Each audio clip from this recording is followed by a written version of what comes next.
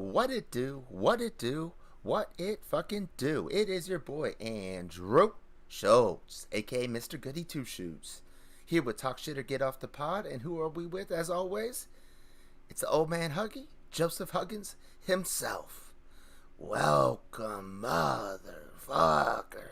That was creepy, man. That totally took a weird swing too. I don't know what was that voice. I just try to make it different. It was like Danny Trejo or something. You hey, Trejo's tacos. Yeah, you harnessed your inner machete. Hey. Man, I mean, it's been a weird fucking day, but I'm doing all right. And there's been crazy storms rolling through, so everyone's freaking out, hiding in their bathtubs here in Texas. You know, the usual. Like tornadoes? I mean, they said Denton County, but there was that tornado in Austin. I mean, anything happens and people are, oh snap, what are we gonna do? And I get it, but it's also kind of a little over the top from time to time.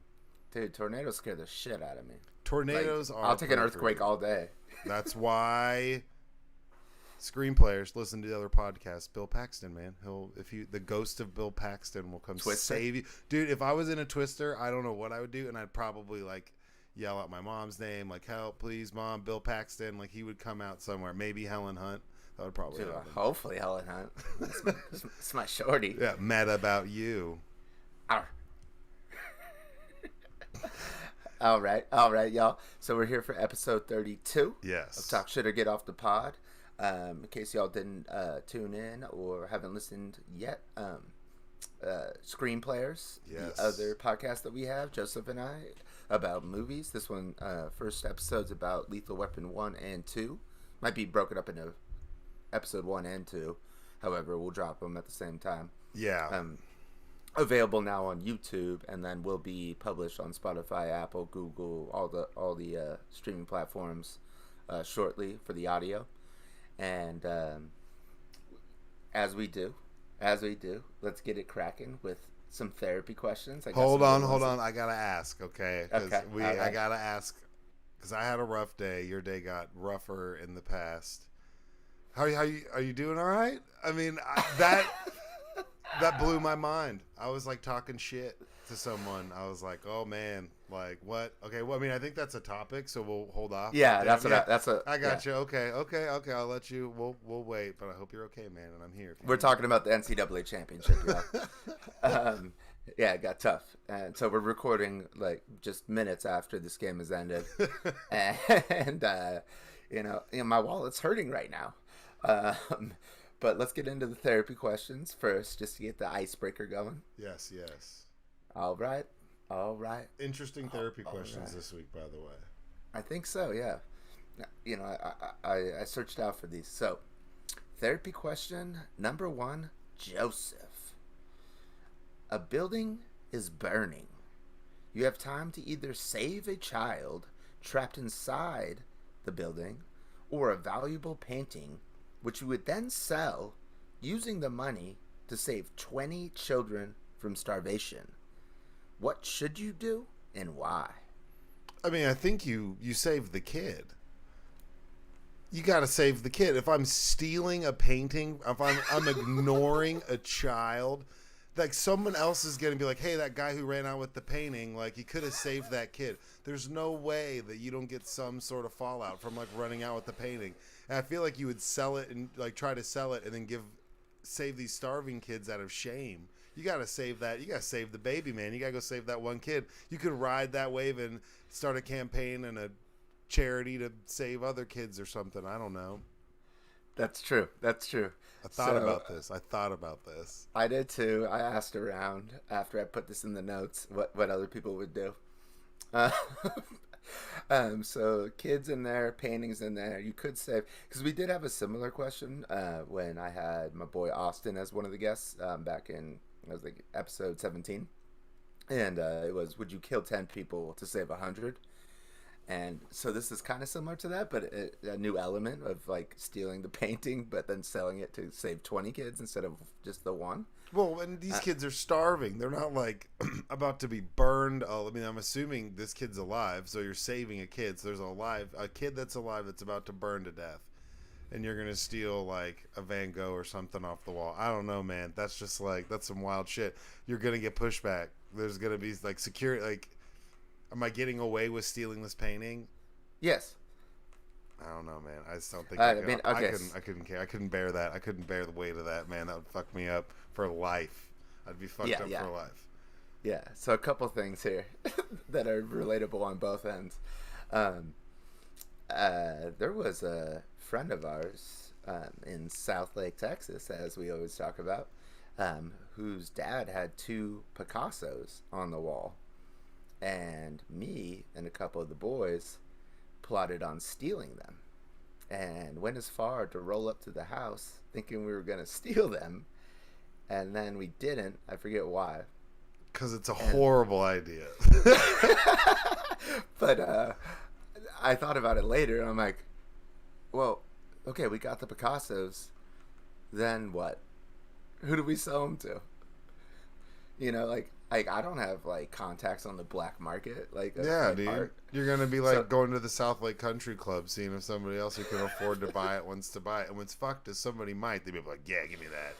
That's wild. For how much though? I know. That's wild. I mean, we were hashing this out, so that happened. And then, as far as the baby, so I was in a speech class when I was in college, and we were doing extemporaneous speeches. And what you would do is you go up and you pick a like a sheet of paper out of a hat, and it has 2 quotes on it, and you pick one of them, and then you have to just off the cuff come up with a speech right then and there. Yeah. In front of the entire class. And I was like thinking about it, and I was like, you know what? I'm gonna have a speech prepared. I don't care what the quote says. And so mine was like a Mother Teresa quote, and I forget what the quote was, and again, it didn't matter. And I talked about how I saved a fucking baby from a fire named Charlie. And I was serious, and then I was like, and like his grandma was, I think it was a house on fire next to my house, and his grandma was like just like losing it, and so I ran into the house, and I just heard this crying, and I couldn't see anything, smoke everywhere, and I went and I found little Charlie, and I grabbed him and I took him and I got him out of the house, and then he opened his eyes, and his whole face was covered in ash, but I could see his 2 white eyes and his 2 little baby teeth, the only ones he had. And he said, "Thank you, mister." You said that in speech. At least 3 girls in that class started crying. That's absurd. How little was this baby that it only has 2 teeth, but it can say "thank you, mister"? It doesn't make sense, dude. It doesn't make sense. That's wild. That is absolutely wild. People crying in the classroom. Just like, I got a standing ovation. You got a standing ovation for a... I'm not kidding about any of this. That's pretty awesome. That's epic. Yeah. Because there's people, there's at least like one person from that group walking around, like when someone's like, "Hey, did you see that baby got saved from that burning building?" I had a class with the guy, man, speech class. This guy was crazy. He saved this baby from this burning building, little Charlie. And it was so my homeboy. So there was a break in the middle of the class because it was like one of those classes that was like extra long, except for like only twice a week or something. And we had desks where it's like you're sharing a desk with somebody else, and I was sharing it with my boy, and so my turn wasn't up yet, and so I'd been thinking about this. Then we go out in the parking lot, smoke weed in the break, and I come back and do that speech, like high as hell, and then I sit down, and he looks at me, and goes, "That was all bullshit, right?" And I was like, "Yep."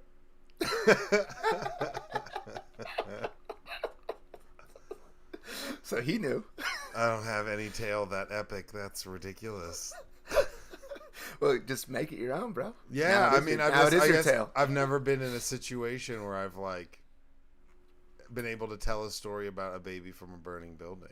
Well, I put myself in that situation, and later on, I got a fourth place in that college speech tournament because they were offering us extra credit if we entered in it. Yeah, And it was like 75 people, and I had to give this speech 3 times. I wrote it on a Wednesday, gave the speech 3 times on Friday, and it was titled "Organic Food is Bullshit."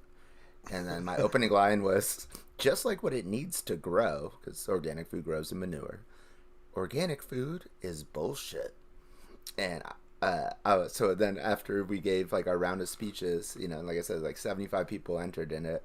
We all go into like the auditorium. And as we're walking in, I'm just talking hellish shit. I'm like, watch, I'm about to crush this. I'm about to win. Fuck you all. And first, because I got fourth place in that category. First award announced was my category, and they did fourth through first. yeah. So you were the first. So I was the first person announced, and then everybody was like, "What?" And everybody else got like ribbons, like first, second, third. They printed out a certificate with my name on it. It was like almost as if there wasn't supposed to be a fourth place, but they couldn't not give me an award. Do you still have the certificate? I'd frame that. Of course shit. I do. Yeah. Of course I do. Yeah, of course I you do. Of course you do. I'll bust that out right now. No, don't. No. Yeah, I mean, I was thinking, like, if I could save 20 kids over one, like, that sounds like the right thing to do. But now that I think about it, you're probably right. Just take the kid and get out of there. Like, and you would get, like, if no one, so it's either, like, nobody knows that you're stealing this painting. So it's like you're going to carry the guilt of, like, knowing that a kid died. Mm-hmm. And you stole this painting. So now you're saving these 20 kids. But, like, the vessel that you had to use to get to save these 20 kids, like a kid like little Charlie died. There is no crying girls in classrooms, right? But if you save the kid, everyone's like, oh man, you're so great, you saved that fucking kid, that was badass, you're so, like, you would ride that wave. I mean, kids are born every day, but Picasso's. Yeah, but how many chances? But I mean, like, you get to save a kid from a burning building. You'll at least be like a local legend for like 6 weeks. Oh yeah, and I agree with you. You could parlay that into getting money to save 20 other kids. Yeah, depending on how dramatic it is and like how good your interview is, you could be like, on Good Morning America. Oh yeah. You're blowing it up. You're an American hero. Oh, most definitely. So shout out, save the kid. I want the clout. I want the save the baby clout. I don't want the. I know, and I'd have a hard time selling the paintings to go save 20 kids instead of keeping the money, anyways. True. Yeah, it would be difficult. It's hard. It would be hard to move that. It's such a niche market. You'd have to sell it to like some sultan or someone in like the United Arab Emirates. No, someone who like just doesn't give a fuck and has just like insane money. Oh yeah, Those are the yeah. people. No. It's like it's Mohammed bin Salman. Yeah. He's out there in Saudi Arabia buying it. The moment you leave with that painting, he calls you. He's like, "I know you have it." And you're like, "Oh shit, awesome, all right." Like, yeah, show up, dude. Whatever. Yeah. He's hitting me up like I'm Jared Kushner. That's right, they're boys. Yeah, that is true. That murderous asshole. Seriously. Okay. Whew. Okay. Good first one. Good first one. Yeah, that was a good question. All right, so this one's a little bit weirder. Yeah. And so, question number 2, y'all. Therapy question number 2. The moral stance of hedonism asserts that the core ethical principle is to maximize pleasure and minimize pain. Do you agree, Joseph? And why or why not? So it's saying that like that's my goal, or like that's like the moral prerogative to maximize pleasure and minimize pain. That's right. I mean, yeah. I mean, I agree. I don't think that's all there is to it. But I mean, yeah, that's a simple way of looking at it. It's like do shit that makes you happy, not shit that makes you sad. I mean, that'd be along the same thing. That's a part of pleasure, right? So I think we do that in our day-to-day lives and trying to avoid feeling shitty or being in shitty situations. We don't want, to be in those. So I would agree with that. Yeah, but then I just go back to like the homies in Ukraine who are out there, like taking bullets like to defend their country, and it's like, to me that seems like a bigger moral obligation than your pleasure or happiness. No, absolutely. I mean, there's things you can do in like within your own life, day-to-day life, where you can try to have an impact on some of those things. But I think that if you're looking at it like from just your like a just by yourself, like in your world and how your world's impacted, obviously those things on a global scale are extremely important, and that to those people that is extremely important. That's why they're fighting that piece of shit Putin. But what I am saying is, on just like a personal level, if you take out all of the factors on the outside of it, I mean, I think we do all do that on a day-to-day basis, right? Yeah, unless you're like a masochist or whatever they Yeah, call if it. you're into some if you're into some weird shit, then maybe you're like, no, maximize pain. But maybe that's kind of pleasure to yeah, those but people. that would be maximizing your pleasure, right? So maybe Right, that's like right. so that's like the double down. Yeah.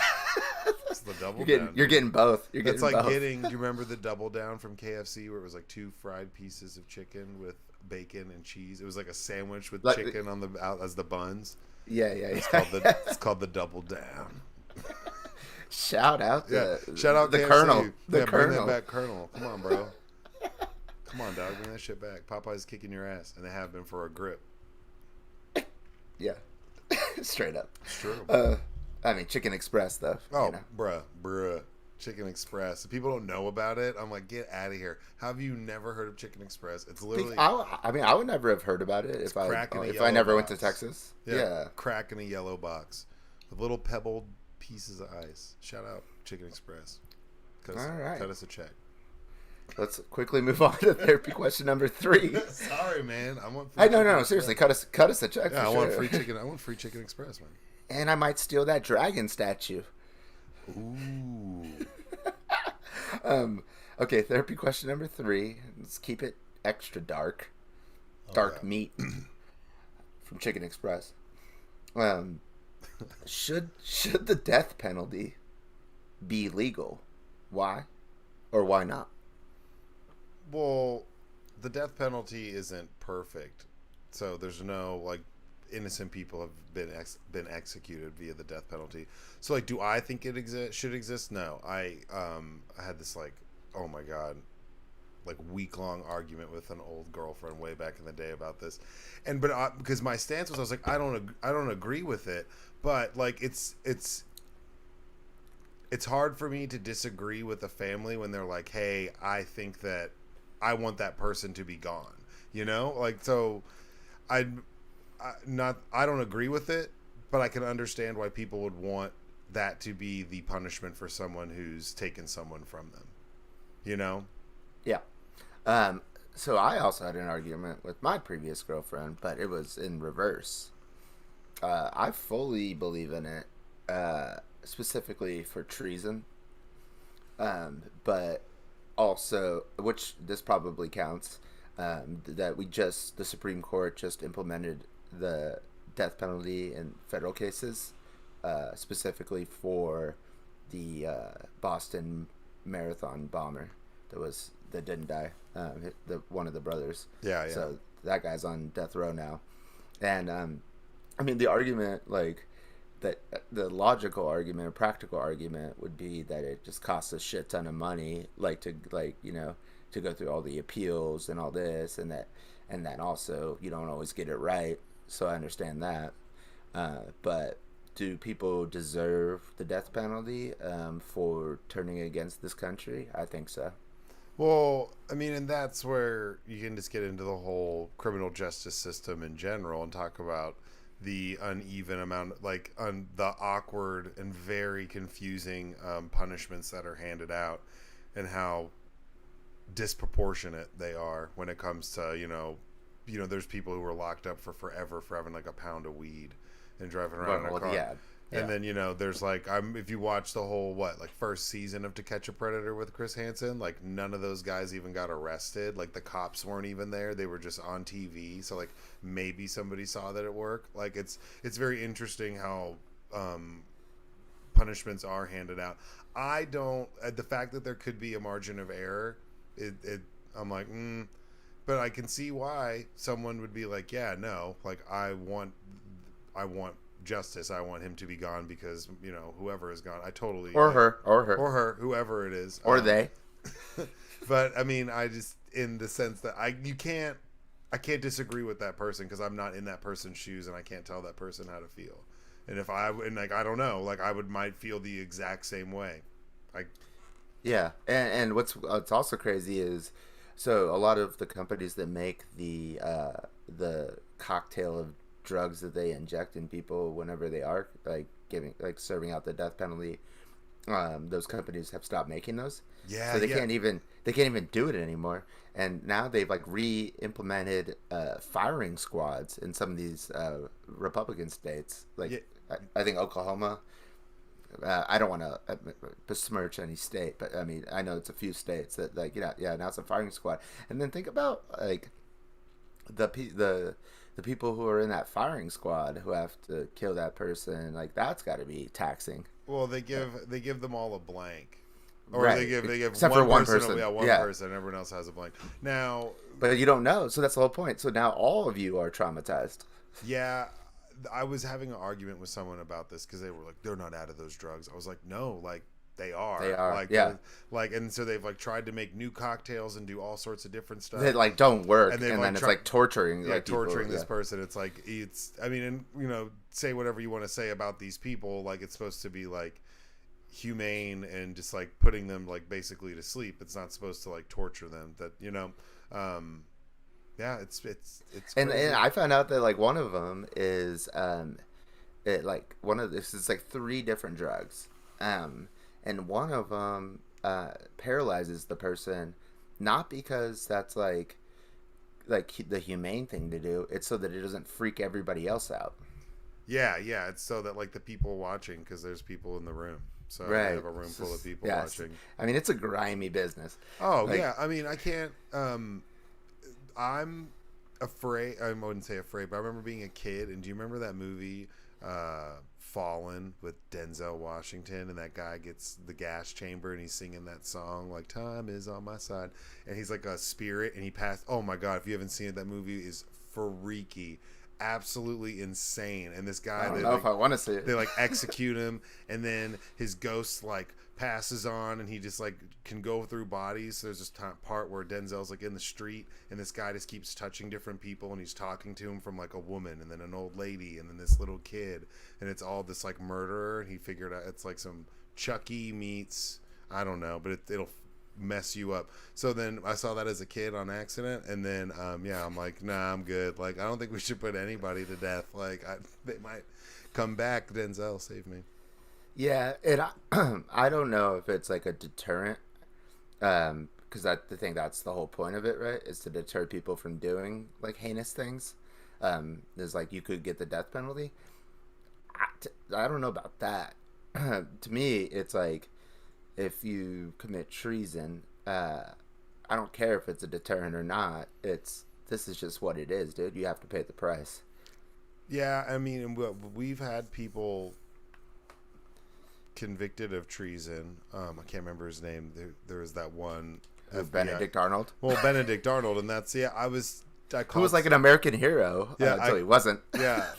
Because I was talking to somebody, I called someone a Benedict Arnold, and they didn't know who it was. And I was like, are you serious? Like, what? Like, they knew the phrase, but they were like, I was like, that's a person. They were like, what? I was like, oh my God, you've never heard, you don't know about that? That's the only reason you've ever heard that phrase. It's like the OG traitor. He's like an officer in the Revolutionary War out here in the United States. But he actually did a lot of good things. Yeah, he was super legit. That's the problem. But and then he fucked up. Yeah, and then he was chasing some French chick who was chasing some French girl, and then was who's not? And then like telling all their secrets. Shout out France. Yeah. I know you'd be listening. Yeah. And the UK, you know. Yeah. Oh yeah. Okay. And also, let me give a quick shout out. New Zealand, we just got you on board listening to the podcast since our last one, so I wanted to just give a shout out there. I know multiple other countries, but you know we've shouted you out before. We don't have time to go down the list. So many. All right, let's move Cameroon, on. what it do? No. Cameroon, no, but we do have a couple in Africa, like Egypt and South Africa, but not Cameroon yet. Cameroon's like my FIFA team, so. Yeah, and Joel Embiid. Oh, yeah. Okay, so let's move on to the topics for the day. So I put an article in here. Do you want to start with the first one? Yeah, let's start with the first one. That's fine. Okay, so it's called the Can't Lose Betting Strategy that's taking out the gamble out of sports gambling.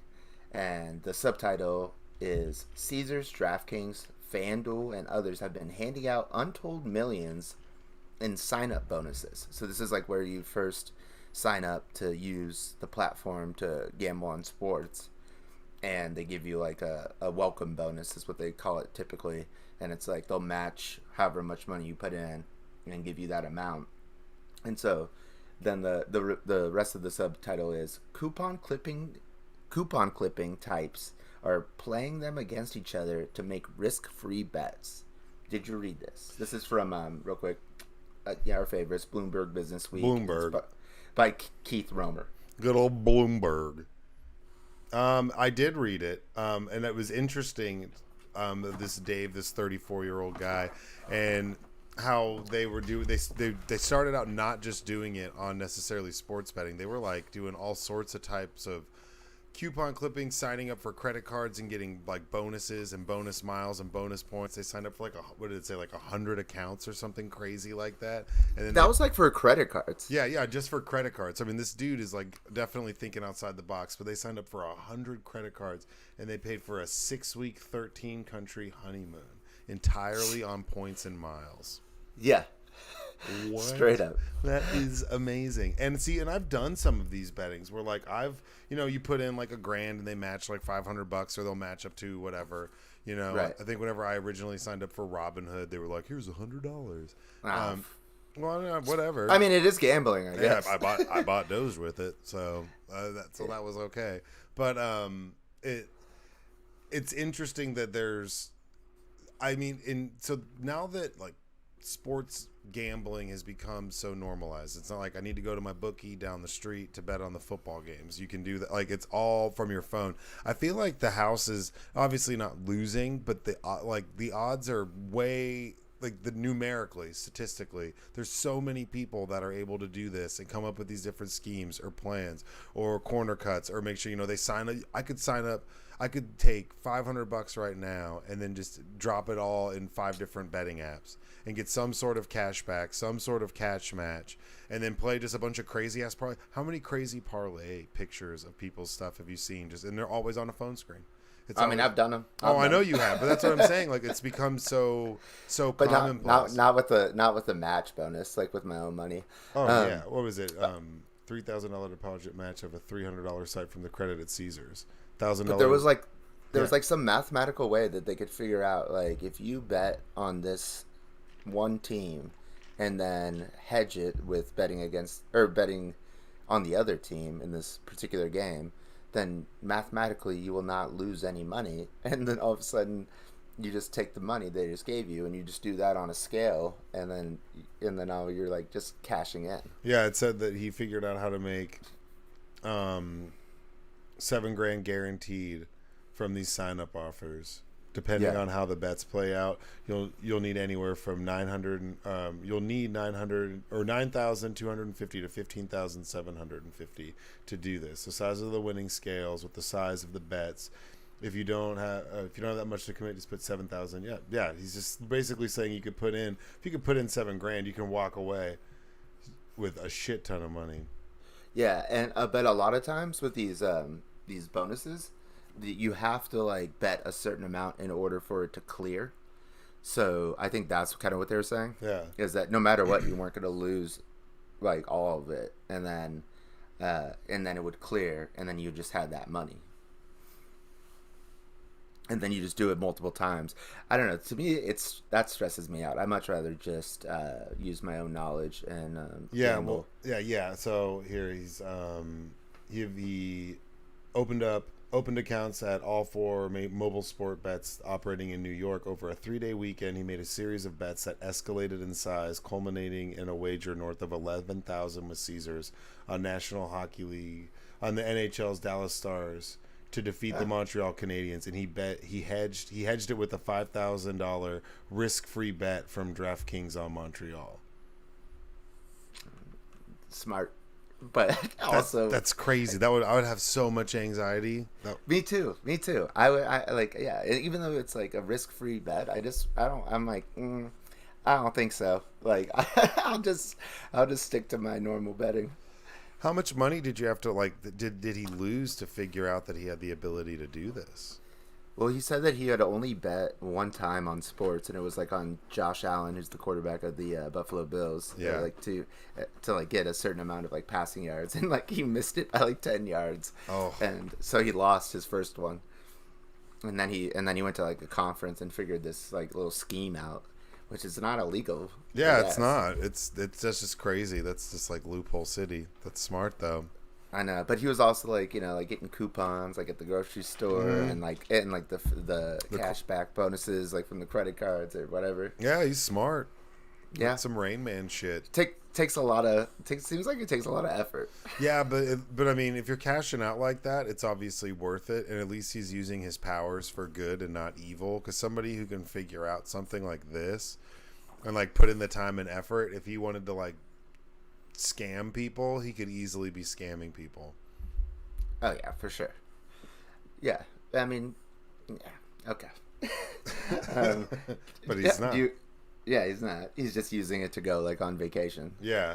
All right. He used it to go on vacation to New Orleans. That's where he had his first successful bet with the rewards. So he was like probably at Harrah's, 7 a.m. with me and sticky fingers. Yeah. Oh yeah, definitely. That's believable. That's 100% believable, actually. Okay. Well, speaking of sports gambling, we just had the Ncaa National Championship in basketball. UNC versus Kansas. Now, I bet on this game. Yes, you did. And I bet on UNC to win. They were the underdogs. They were up by 15 at halftime. They were down by, it was 7-0 Kansas to start the game off. But UNC comes back. They're up by 15 at halftime. It would be the largest comeback in the history of the championship game if Kansas were to come back. And what happened, Joseph? Kansas came back, and I lost my bet. Yeah, it was close, too. I was honestly talking shit. I was like, this game's over. Fuck this. Da-da-da. I was, too. Blah, blah, I blah. was, too. Yeah, we were texting, and then I was just, like, watching it and getting shit prepped. And then I checked back. I was like, all right, well, when this game's over, and then it was, like, tied or something, I was like, what? It's like, what the fuck is going on? So I had to put it back on. I was watching it. Crazy. I mean, I'm just crazy. Glad, honestly, I'm glad it wasn't Duke. I didn't want to have to watch some Lifetime movie with fucking Kelsey Grammer playing Coach K, talking about his last season winning the goddamn championship. I did not want to. Grammer. Yeah, why not? I don't know. I'm just pulling rabbits out of a hat over here. I'm just saying some shit. I thought it'd be Bill Paxton. No, Bill Paxton's dead. Bill Paxton is not alive. That's why I said the ghost of Bill Paxton. The ghost of Bill Paxton. I thought you just meant his career. No, shout out ghost of Bill Paxton's past. He could save you from a tornado. Oh, shit. Yes. And people, all the listeners are like, he's obsessed with Bill Paxton. I'm not, but he's really good. You kind of are. A little bit. He's just in everything. He's like the white Samuel L. Jackson, and like way more approachable, like a lot less cussing. I thought I was the white Samuel L. Jackson. No. Now everybody needs to chill out. Like, I'll be on Capital One commercials throughout the NCAA game. Yeah, chill out, bitch. And then just get eaten by a shark. Yeah. Oh my God, that is, so good. That movie I did memorize Samuel L. Jackson's speech in Pulp Fiction. Of course you did. This was when I was in alternative education program, AEP, which is like a gnarly suspension. Um, so I just had time to kill all day, every day for like 3 months. Yeah, I was saying, how long were you in AEP? For a while, dude. And I went to court for why they put me in there, and I was found not guilty by a jury of my peers. Let's go. I put our assistant principal on the witness stand. That's right. Wait, which one? Miss Warren. Oh wait, so this was at the senior Yeah. high? Oh, okay. Yeah. Dang, you put Miss Warren on the witness stand. Damn, that's legend. That's legendary. She felt really bad. Like so I was found not guilty, but I was still in the suspension, and she would come and get me out and like give me or like walk me around and take me outside, like just her and I, because she felt so bad that I was in there. She was low key pretty chill. We didn't get along all the time, but she was pretty chill. Yeah. A couple other stories about her. This one's really funny. So I was going to detention, like regular detention, for some stupid reason. I forget why. And so I'm in her office, and she's like scheduling my detention for Friday. And it was going to be, I had the option of Friday the 13th. And she goes, oh, she's like, it's Friday the 13th though. She's like, are you suspicious? And I was like, suspicious? And she's like, yeah, are you suspicious? It's Friday the 13th. And I was like, suspicious of what? And I was like, you mean superstitious? And I was like, wow. And then also at our school, they had a group called, what was it? It was the Christian Athletes. Yeah. Oh, yeah. What was that? The acronym? I think it was just CA. UCA, Christian Athletes, maybe Yeah. CA. Yeah. Something like that. I started a group called the Fellowship of Agnostic Teens. And we printed out flyers and pinned them up all over the hallways. And so the acronym is FAT, F-A-T. I remember that. And she brings me into their office, and it was like, you can't do this. You can't put up these flyers for your club, the Fellowship of Agnostic Teens.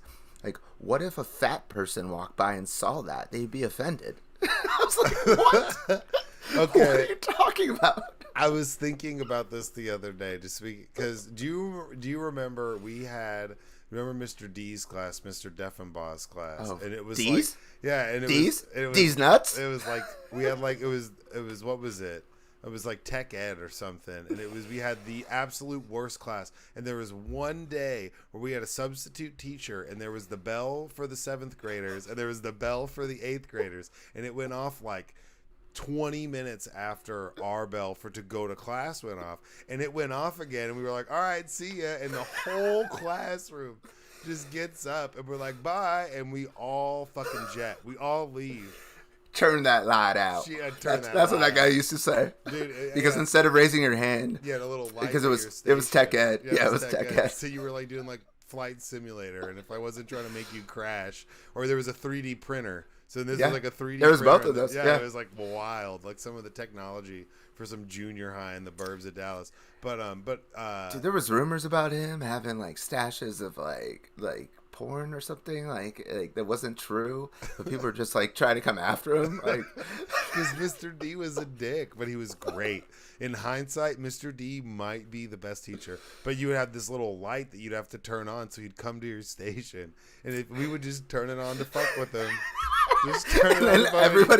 Everybody would forget to turn it off, and he would turn around and he'd be like, turn that light out. Turn that damn light out. And he's like a big, like, surly, old, leathery man. Like, I don't know how to describe it. Like someone who wears overalls socially, except for when he's at school, because they've told him he can't wear overalls. Like, that's the only reason Mr. D wasn't wearing overalls in class. But we all bolted out of this class. We took the fuck off, and we got like everybody in the class ran out of the classroom. It was hilarious. Then, the next day, we all get called down to the conference room. They pulled every single one of us. They had like 30 of us in this fucking conference room, and like they wanted to be mad at like me and you and like 9. That was a nightmare lineup of a class. So I feel so bad, but then there was other people in there that were like, oh, like best in their class, like, oh, like lacrosse girl, all these other people that like bolted that they couldn't be mad at us, and they were just basically, don't ever do that again. And she was our sub for like 2 weeks after that, so she was like, I hate y'all. We came back to class. So I also have to say this now, and I think the statute of limitations has run out on this. I was in theater arts, and it was picture day, and they were calling over, and we had a substitute teacher, and they were calling on the announcements everybody to come to wherever they were taking the pictures, which I think was like the cafeteria. Yeah. And they were doing it by last name. So they're like, everybody from A through D, with the last name starting with A through D, please come and get your picture. And my last name starts with an S. But me and this guy, I'll keep his name out even though he's the real troublemaker here. We just stand up and we're like, yep, that's us, to the substitute teacher. And so we get up and just leave the class and then just start going messing around. And we go up to the 3rd floor and we go into the bathroom, and this asshole has a lighter on him. And he takes paper towels out and hooks them around the fire extinguisher, the sprinkler, and lights it on fire. And all of a sudden the sprinkler goes off for like a half second, and we're like, and I was like, oh, that was underwhelming. And then all of a sudden, boom, the entire school's fire alarms go off. Everybody out the building. And we're like, holy shit. So now we're booking it down the stairs, 3 stories. And what do? We just walk outside, find where our theater arts class is, and act like nothing happened, and just walk in the group. And later that day, I'm at lunch, and all of a sudden the cops roll up. And the assistant principal, different assistant principal. And they're like, come with us, Andy. And I'm like, oh, shit. And then they bring me into the office, and they're like, you know why you're in here? And I was like, setting fires off? And they're like, no, we think you're drinking. And I was like, what? And then they asked me to do a breathalyzer, which I refused to do. They called my parents. My parents come and pick me up, and we're walking out, and then they come back. Or my dad and mom were like, why wouldn't you take the breathalyzer? And I was like, because you guys told me not to do anything like that unless you were there. So we walk back in, I take the breathalyzer, pass it, and go back to class. Dude, I remember that. That was wild as fuck. And they had a dance that night. It was a Friday, and I went to the dance. Yeah, what was great about that is, like, we all knew, like, who was there. So I got pulled down in the office maybe, like, 3 days later, and they were like, all right, Huggins, we know that you know who. They were trying to like grill me. It was fucking Officer Mario, I think is who it was at that moment in time. It was Officer Mario, who was chill as fuck. Officer Mario was chill, but there was a fire in the building, and I was like, nah, man, I have no idea what the fuck you're talking about. But it was crazy because they were pulling people out left and right, trying to like figure out exactly what happened. And they had me in the office, dude. Yeah, they had you there. Yeah, no. And they let me go. Yeah. They let me off the hook. Oh man, that was so epic. I remember that. And then the bathroom, the ceiling tile was all like burned. Oh yeah. It was like apparently it cost like thousands of dollars of damage. Again, I wasn't the one who lit the fire, but I had witnessed it. You were in the room. There was other people present. That is correct. And I know who those people were too. And I was like, oh, that makes sense. When they were like, oh, these are the people who did it, I was like, oh yeah, okay. Dude, I'm about to get arrested once this airs. Nah, man. I mean, it's already airing. Yeah, it's live, but you're outside state lines, man. I think you're good. Oh my god, I can't believe I just told that story. But you could be an accessory. I know. Now I'm like feel all uncomfortable. I'm like shit. Aww. Okay, so next topic. And we can do this briefly. I just wanted to see if you had any... Do you want to talk about Coach K being done? And how yeah. You have thoughts about Coach K? I mean, Coach K's chill. I like that Coach K played at West Point. I think that's pretty dope because he's like, oh, I played at West Point. But like, also like, fuck Coach K. Like, I don't like Coach K in the same reasons why I don't like LeBron. Like, LeBron's a good player. LeBron's great, whatever. But there's something about all of it that just seems so curated constantly. Like it's like he seems a little bit more genuine and authentic. So he's he's a good guy character. I'm glad he lost. Like I said, I didn't want that fucking Lifetime movie because that stuff's it's still coming. It's still coming. But at least it'll be about like it'll pick a different season. It'll be something. It'll be like when Anthony Davis was there, or maybe they have like draft Kevin Hart to play John Wall. That'd be cool. Actually, John Wall was Kentucky. Sorry, I apologize. Oh, dude, the Blue Devils are coming for you. No, they'd be like Channing Tatum is like Christian Laettner or something weird like that. Because I mean, he's been there for forever. He's been coaching. Kyrie Irving. Kyrie Irving. Earth is flat. It'd be he played 7 games. Yeah, he did. I hated him when he was in college because they talked about how good he was. He played like 7 games, and then he came back and played in the championship game, and it was just him like dribbling around all crazy everywhere. And I was like, damn, this guy, fuck that guy. But he's been coaching there longer than we've been alive. Yeah, that's crazy. So shout out Coach K, but fuck you. And almost used to exclusively just get white kids on the team.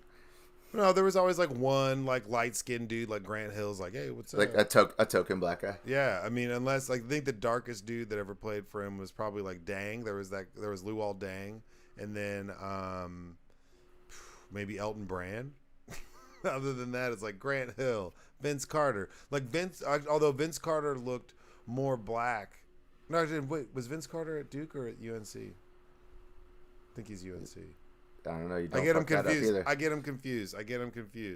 Because everybody there's shout out Coach K, but fuck you. I'm glad you're gone. Yeah. I mean, he's a good villain. Like kind of like in my eyes. Like I mean, like everybody loves him, or not everybody loves him, but everybody either loves or hates him. I should say.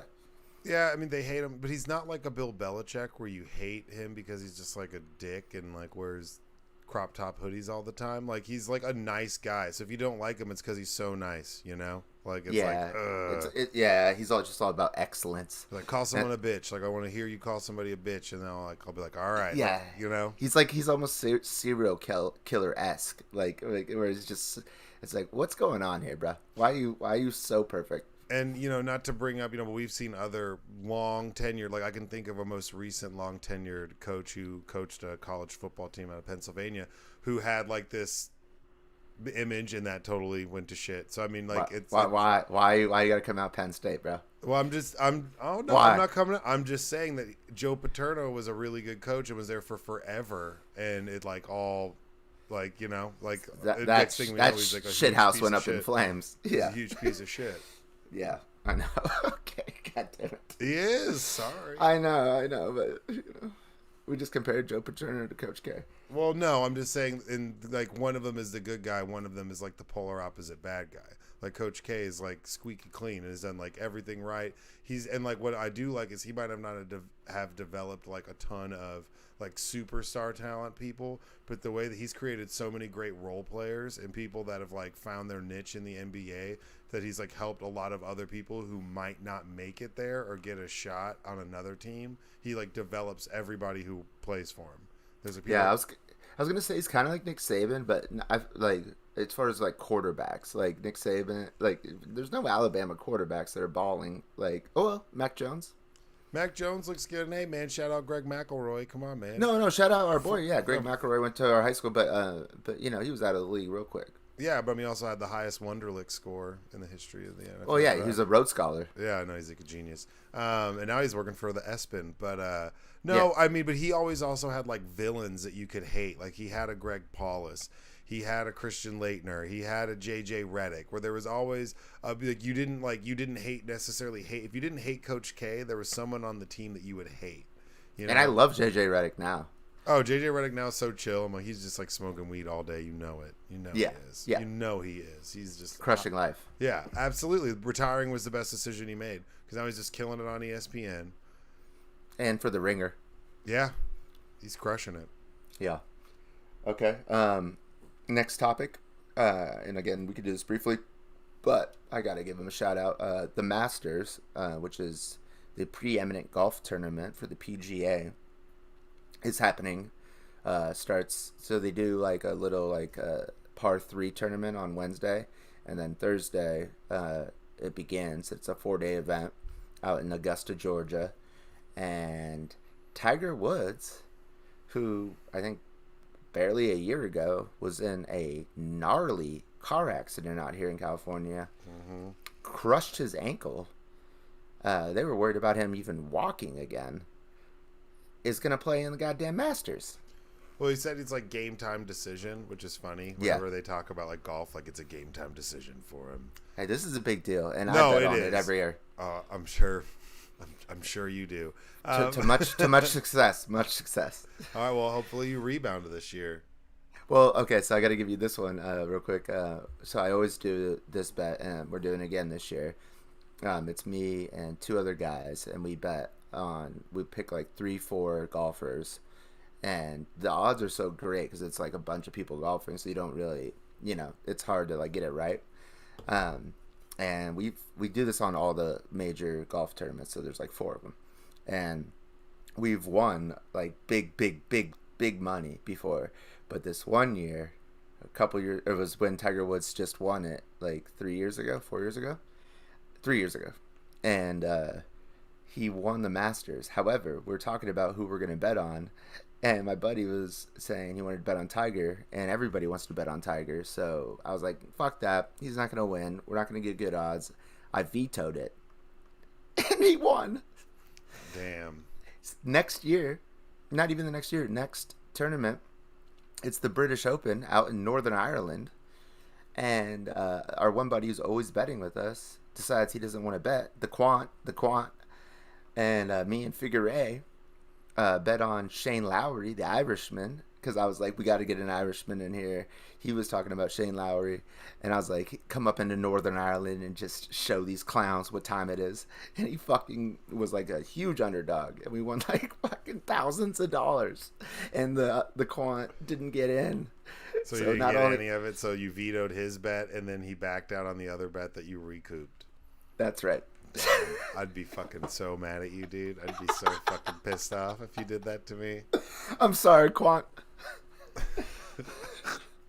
Yeah, I mean, Tiger is awesome. I mean, Tiger is a dynamic character. Talk about like a rise and a big fall, and then kind of having a little bit of a comeback. It's cool seeing him play golf with this kid. We've seen that recently. His kid like mimics everything he does, which is pretty trippy.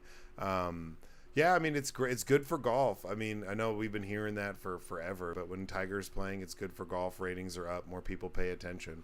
But, I wanted him because he has the most wins, but he doesn't have the most majors. I always wanted him to like break Snead's record with most majors, and I don't think he'll do. No, it's not Snead. Yeah, I thought it was Snead who has the most. No, it's the Golden Bear. Does Golden Bear have the most? Yeah. Most major wins? Yeah. I'm not betting you on this. Jack Nicklaus. It's possible. All right. Well, not Masters wins. I'm talking about... Not Masters. I'm talking about majors. All right, let's look at this. I was actually at the U.S. Open when he won. It is. He's got 18, so he's 3 behind him. Yeah. I was at the U.S. Open in San Diego when he won his previous major before that Masters win that I vetoed in 2008. He did it like on a broken leg. Yeah, I remember that. That was crazy. Dude, being there was insane. I was so drunk, and it was so intense and hot, and like. No, that's what it is. He's tied for Snead with just most wins at 82. So if he gets one more win, he'll have the most wins, and then he's 3 behind the Golden Bear. Well, shout out him. Shout out him. Dad's favorite. Everyone's dad. Yeah, I'm trying to veto it again because they want to bet on him again. He's at plus 5,000 to win. Damn. Yeah, so I mean it'd be a big cash in, but that'd be huge. I mean if they really want to bet on him, I'll go with it, but I'm trying to steer him away. Did I ever tell you about my Super Bowl bet? No, but I'd like to hear it. So, true story. I was going to Vegas for my first time. It was my 30th birthday. My birthday is in March, and I went with some buddies. And I was like, all right, I need to place a sports bet. I want to place a sports bet. I got to go to Caesars and, being like cheesy. I like to roll dice at the Mirage. I'm really good at rolling dice. I've won a shit ton of money in craps. But this is probably like large chunk. Like I'm way up on Vegas. But at one point I decided, I was like, all right, I'm going to lose some money anyways. So I'm going to place a bet. And remember, this is in the beginning of March. So I placed a bet in the beginning of March. This is pre-NFL draft and everything. I was like, oh, I'm going to place a $500 bet. Eagles win the Super Bowl. 50-1 odds. Picking it. And then that's the year that Carson Wentz went off. So that whole year, I had this ticket that maybe like 3 or 4 people knew about, like my friends that were there. Other than that, I didn't tell anybody that I had this bet. And I kind of just kept it like in a drawer and kind of forgot about it.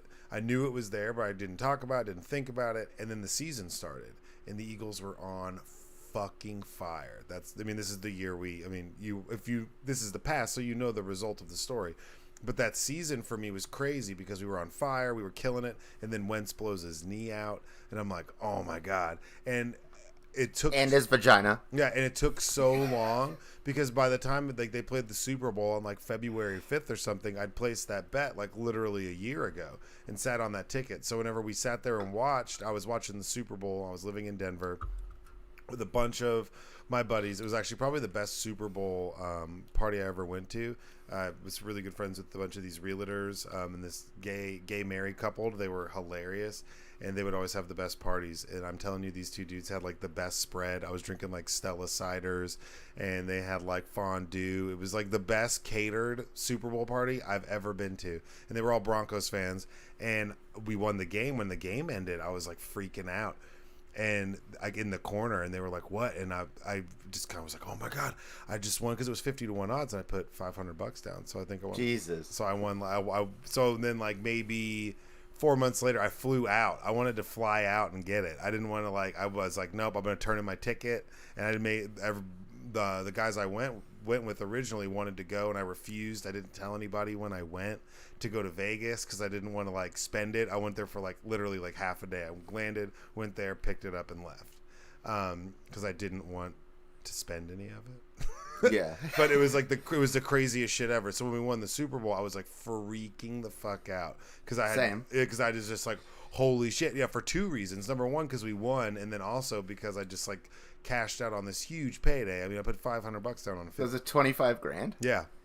Jesus. Yeah. What the fuck, bro? Because I bet on it too, heavy, $500, but I didn't get 50-1. Because I did it before. I did it in March, the beginning of March, post Super Bowl so it was preseason odds, and Carson Wentz we were what? We were 4-12, something crazy like that. We were or maybe close to 500, so it was 50-1 odds. We were bottom of the barrel. Yeah. And I was like, oh, fuck it. Well, I was like, it's my team. If I'm going to bet on anybody, I'm betting on the Birds, baby, $500, because I'd rather bet that and maybe win later, and then go lose it in blackjack in 5 minutes, right? That's insane. I mean, I don't know how we haven't talked about that already. Because I don't like to talk about it.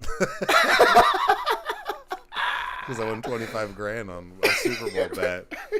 I told my dad, he was like, what the fuck? It's help me make it go away.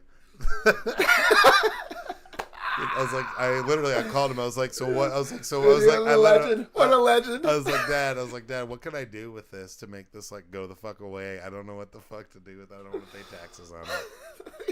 He was like, my dad's genius. He's like, Dude, we're both just incriminating ourselves. Yeah. Well, no, I paid taxes on it, so it ended up. Okay, well, shout out. Straight. No, my dad's a straight arrow. Because you're a patriot. You're a patriot. Yeah, but I asked. Even though we beat the Patriots' ass. True. I support public transit and paying my share to make sure we get shit filled like potholes. But I definitely was like, Dad, what do I do? I was like, you're the numbers guy. He's like, that's too much. What the fuck? It's so much money. God damn. I would think twice about even placing that bet, not because I would worried about losing $500. I'd be like, what do I do with this $25,000? It's like me trying to steal a Picasso. It's like, what do I even do with it once I have it? Yeah. No. Yeah. You buy dumb stuff. You buy dumb stuff. It's like it's like those people who stole all that Bitcoin and were just like buying Ubers and PlayStations and like. Oh, okay. So have you seen this new like sidebar before we get into the next topic? This crypto scam guy from this. It's like a new documentary that's on Netflix, and it talks about this guy how he ran some like fake scam shit. Is fucking wild. I know what documentary you're talking about. I've like held off on it because I was like, I'm not gonna get bummed out by this. Like, so I've like, and I also was trying to wait for my roommate because he's in crypto a lot. Okay. So I was like, well, if I'm gonna watch this, I'll probably watch it with him because he probably would want to see it too. So I just haven't watched it yet. All right. Well, then no spoilers. But I mean, something that's been in the news. It's super recent. Really good. If you haven't watched it, watch it. Anyone listening, and we'll talk about it another time. Really good though. Really good. Yeah, we'll put that on the agenda. All right. Well, do you want to close it out with the final topic? Yeah. So it's a little article from The Verge, and it's talking about how MIT, Brainiac Central, they're reinstating SAT and ACT requirements for incoming students. Many schools have suspended standardized testing because of the pandemic, and a lot of them are starting to pick it back up. I know that my mom's recently retired from being a teacher. This is like her first year being, an empty classroom nester, and it was crazy the amount of stress and emphasis that was put on the standardized testing for like these little kids, that the fact that some of these schools weren't even requiring it. I mean, I've read about a potential dip in some of these kids. I don't know if that's true or not. Maybe because of all these schools and that they're just kind of like shuttling kids along. They're like, okay. Have you noticed that? Have you like? How often do you encounter like? I mean, I see them all the time, but like bump into someone who's like 20, like in school or because I have a bunch of people that work for me. And they're all great, but like I've also seen some people, especially like, okay, we have some large groups of kids that'll come in on like college nights, and some of them I'm like, where are these kids coming from, and how did you get into that school? It doesn't make any sense. I mean, to be honest though, I wasn't like really great at school as much as I was at the SAT and ACT. Like that's how I got into college. True. And so full disclosure, my previous girlfriend that I was with for 7 years, she was an SAT tutor for Princeton Review, and then also in 7th grade they had us do the ACT. I don't know why. Yeah, I remember that. Yeah, and then I don't know that this is about to happen. They're having a goddamn ceremony at our school because 2 of us got top 1% in the entire country on our ACT.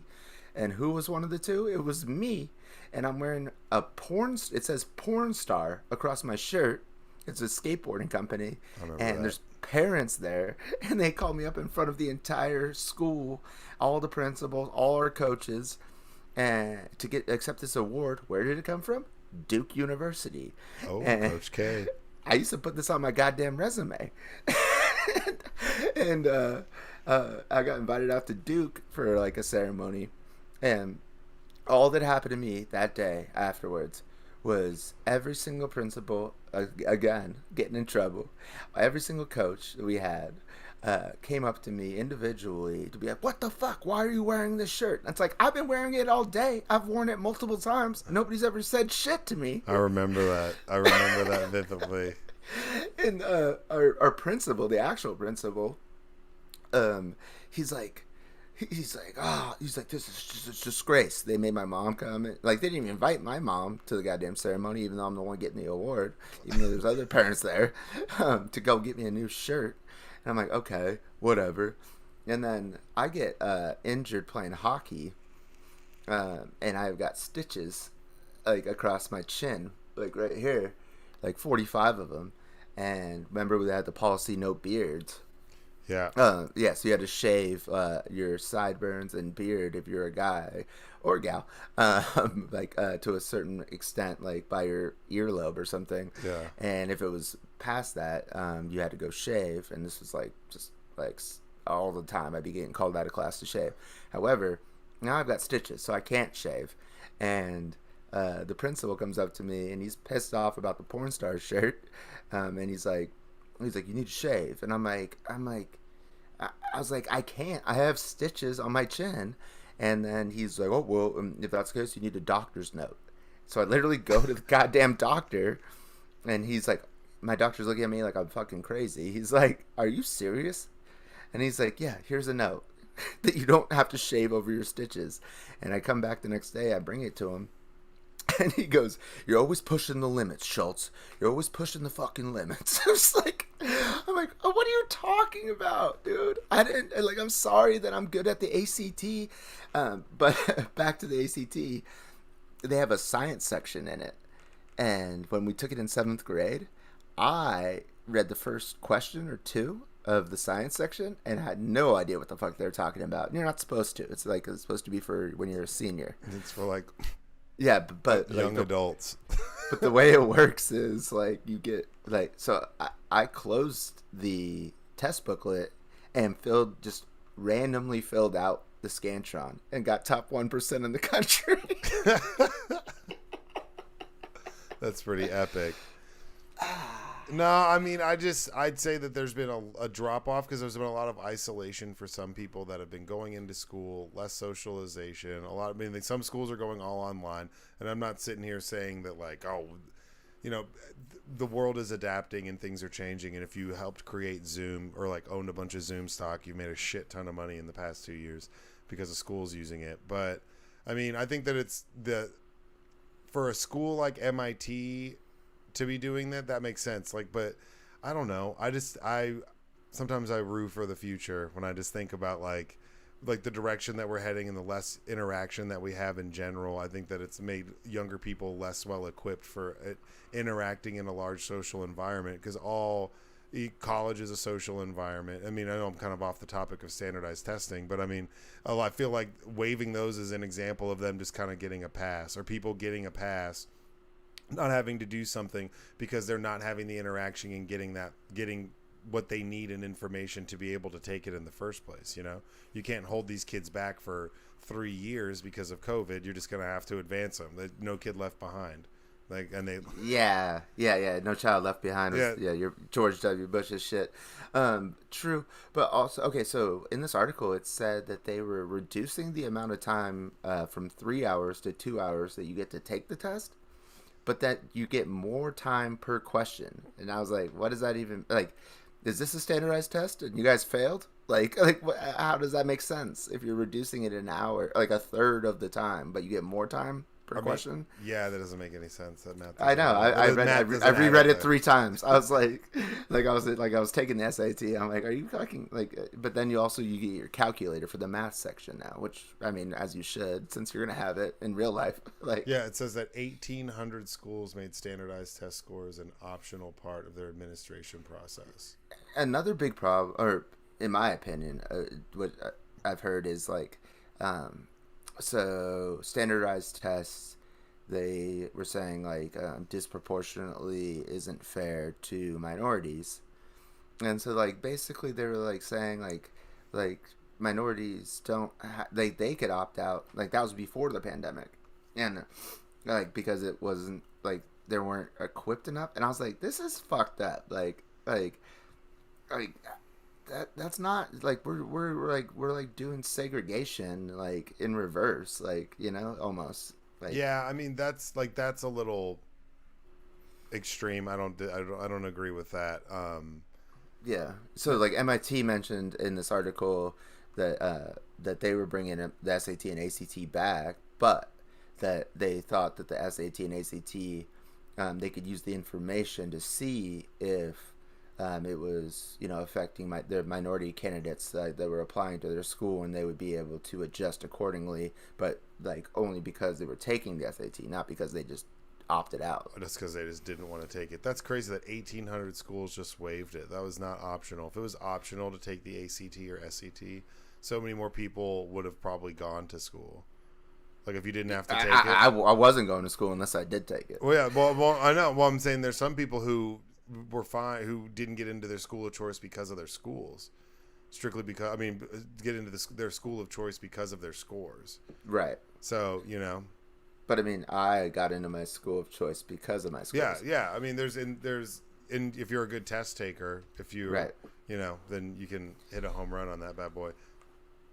Which is actually come in handy later in my life because I'm a salesman, and a lot of these companies, they have me taking sales assessment tests, and they're really similar to the SAT, and like the kind of like structure and format. And so, like, I just crush those, and like, I get opportunities that I wouldn't normally get because they're like one time I took it, and the recruiter called me like 10 minutes later after I submitted it. It was like, holy shit! I was like, we've never had anybody score this high on this, and like, they got brought into the CEO's office. That's right, I'll shout him out. Gannett, which is like this like newspaper conglomerate. Say that. Conglomerate. Maybe I'm not so good at the SAT. Yeah. But yeah. And like literally he sat me down, and he's like looking at me like in the eyes like, how the fuck did you get this score? It's like, you must have cheated. See, and that's when you bust out the saving a baby from a burning building, and then that guy you're sold. He's like, this guy's an American hero and a genius. Well, he mentioned the Fourth Estate, which I was like, oh, is that the Free Press? And he's like, yes, it is. And I was just like, done, closed. Like he's just like ready to go hire me. That's awesome. It was pretty awesome. I was like, yeah, I'm crushing right now. They like own like USA Today, and then like 50 other newspapers. Well, that's wild. Yeah. See, I was a good test taker, and I did well on that. But what did you do well on? The tax and the TOS. So you were dude. Yeah, dude. Perfect score on the history tax, man. Let's go, bro. Exit history test. State of Texas. Nobody knows what that is. Yeah, nobody knows what that is. But as a black man in Texas, that means something. Either somebody owes me a ribbon, and there's probably some people looking for me. So it's because LeBeau was schooling you on the Civil War. Yeah, dude. No, Angie LeBeau is legit. Nah, she's awesome. But I think that the standardized testing, from what I see, what my mom would go through with school and teaching it, and like really teaching the test, that if your teachers aren't super involved, or you come from like a not good school system, I could see you really struggling at taking that test. I mean, because my mom literally would dedicate half of the school year, it seemed like, to just teaching the test. To like, everything is structured around that, because I mean, all these teachers' jobs are hanging in the balance when it comes to that. Them keeping their classrooms, raises, anything, or it's them spending their summers in a teacher's workshop in like Corsicana, like, like if these kids don't do good on these tests, and they don't agree with a lot of the questions or the way they're formatted, and that's like on a just a grade school level, not even like leaving for the SAT. I mean, the way Texas handles its standardized testing is super goofy. Well, I guess I have to say this now that it popped in my head, and we're incriminating ourselves constantly tonight. Yep. I took methamphetamines in the hallway right before the ACT. And I'm not talking Adderall. I'm talking about like, oh shit, crystal meth. You're insane. I can't believe you just said that. It's talk shit. It's talk shit or get off the pod. I treat it like a therapy session. Yeah, it's off the table. Yeah, you do you. Good Lord. That's insane. I got it from I'll tell you who after, like offline, but it was a shorty. Wild. That's crazy. That's so funny. Crazy. And I was like, because I couldn't get Adderall, and then she had this, and I was like, I went into the bathroom, and then like it was like sweating, and like rushed in to take the ACT. And crushed it. Yeah, and crushed it. That's insane. That's ridiculous. What is the matter with you? What was the matter with you? So many things. Yeah, it's crazy. You've calmed down so much. Yeah, no, you have. No, I mean you have. It's just like, it was you were at such a scale. It's hard to match it. Like I'd be dead if I was like topping it. Yeah, if you're standing on top of K2, but you started out on top of Mount Everest, like you're lower. Like you're coming down. Like you're way the fuck up there, but it's a gradual decline. Good Lord. Thank you, therapy. God bless. Yeah. All praise be to Allah. Anything positive other than me taking meth before my SAT? Nah, man. I just want to appreciate everybody who's been watching, tuning in. Make sure you check out Screen Players. We dropped a 3-hour-long epic live stream. We got another one coming this Sunday, so we'll be wrapping it up. I'm going to get some clips and stuff. I've been messing around, so there'll be some more visuals for you guys. I'm also trying to come up with some visuals. I like this backdrop, but I might switch to the other one because the other one just looks like good for Screen Players and for everything. I really like it. I like this one. It's OG, it's classic, but I don't know. I'm messing around with layers and stuff. But we do appreciate y'all checking it out. Make sure you hit like or subscribe. Check us out on, Spotify, iTunes, Anchor, whatever. Leave a review so that we know you guys are watching and follow along and checking us out because we really appreciate the support. It's been a lot of fun. And hey, you know what? Shout out to us, man. I wanted to say we've been doing this every week now. We've been kind of crushing it. We've gotten in a little bit of a groove, and now we're going to be doing 2 days, Sundays and Mondays back to back. So, I appreciate you, man. Shout out to you. This has been a lot of fun, and I'm glad. Shout out to you, man. It's just like we got this consistency. We're getting this roll going, so I'm really fucking digging it, and I'm excited to see where this goes. I am too. And then, what do you have to say to the people? Oh yeah, just have a good night. Stay out of trouble. Be safe, and go fuck yourselves. Thank you. Of course. Bye, y'all. Take it easy.